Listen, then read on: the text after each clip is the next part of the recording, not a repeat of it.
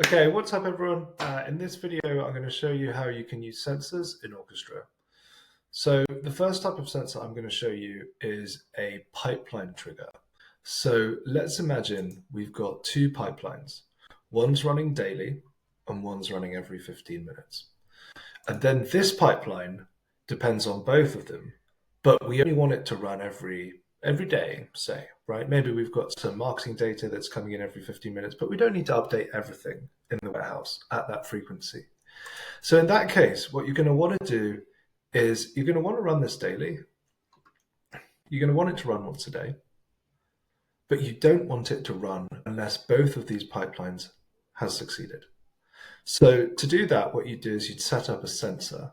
So in this case, this is going to run at, basically 5:15 London time, and it's going to check for the whole day. So 24 hours. And what it's going to check is the status of the pipeline called Orchestra Sensor Block 1, right? So if this has succeeded in this time, then this event will be logged, this check will be satisfied. And then similarly for Block 2.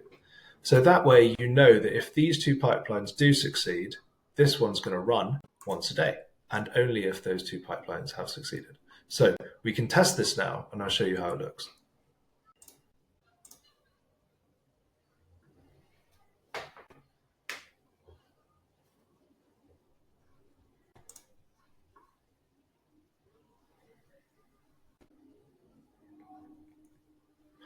Okay, so sensor block 1 and sensor block 2 are running. Sensor 1 block is completed. Let's wait a bit until sensor block 2 is done, and then hopefully we'll see this start to run as well. Okay, so we can now see these two pipelines have succeeded, literally just now, and now this pipeline is running.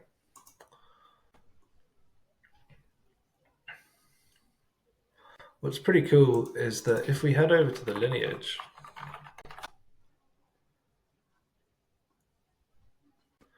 you'll be able to see the status of the sensor checks that have triggered the task. So yeah, that's Orchestra pipeline sensors. I'm going to make another video where I show you how we do webhook sensors.